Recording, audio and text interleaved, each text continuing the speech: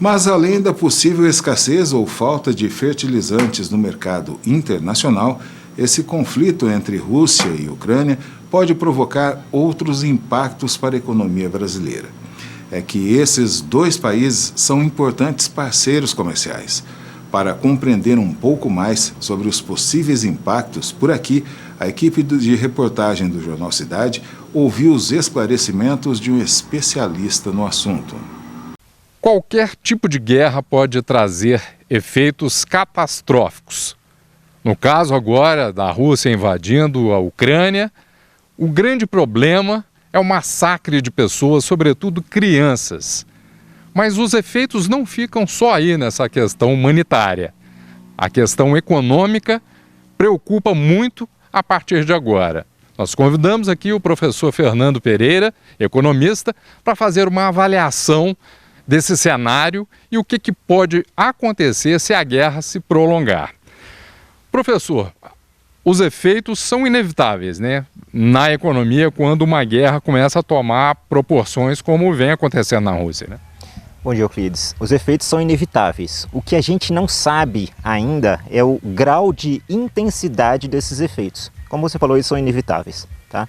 Então, em que medida que isso pode afetar o Brasil e, no caso, o sul de Minas, o cidadão comum, tá?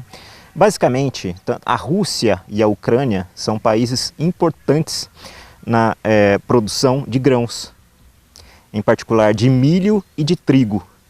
Então, esses efeitos se dão diretamente. O Brasil, a Rússia e a Ucrânia são produtores de 30% do trigo no mundo. Então, a gente vai ter um efeito, né?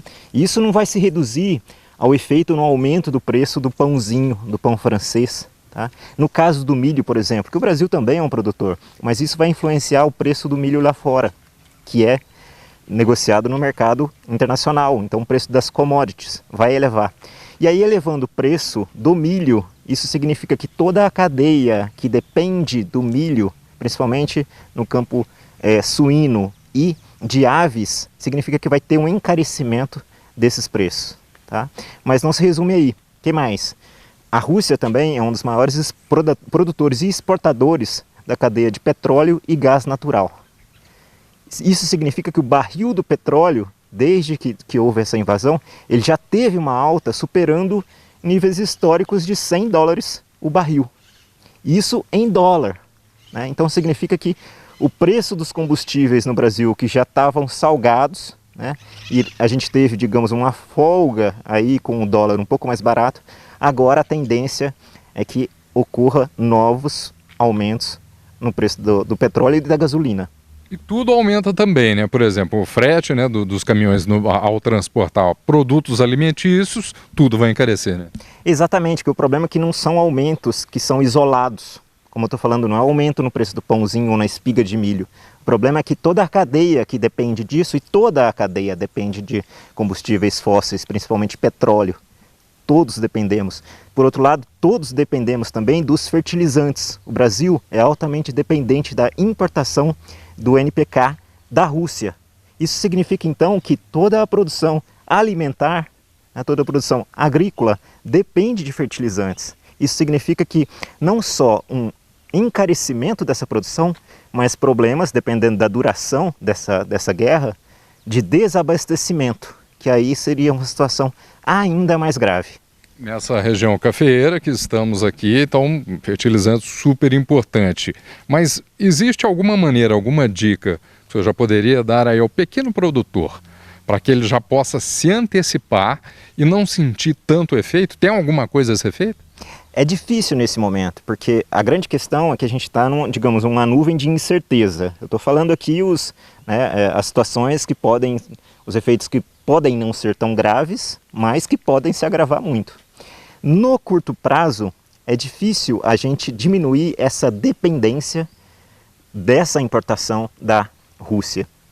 No caso, numa estratégia mais de médio e longo prazo, seria uma ideia de, por exemplo, explorar formas de produção desses minérios de outras fontes, né?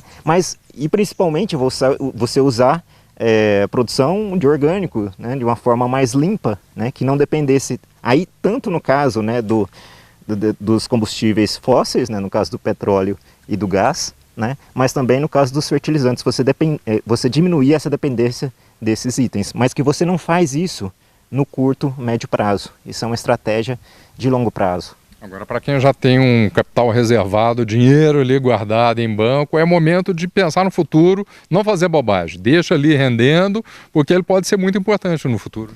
Nesses momentos, o que acontece? As expectativas, é muito difícil você fazer cálculos do que vai acontecer no futuro, por causa dessa incerteza. Tá? Então, nesse momento, o melhor é você manter uma condição mais conservadora. Vamos aguardar, ver o que vai acontecer antes de tomar a decisão, porque senão as perdas, os prejuízos podem ser muito graves.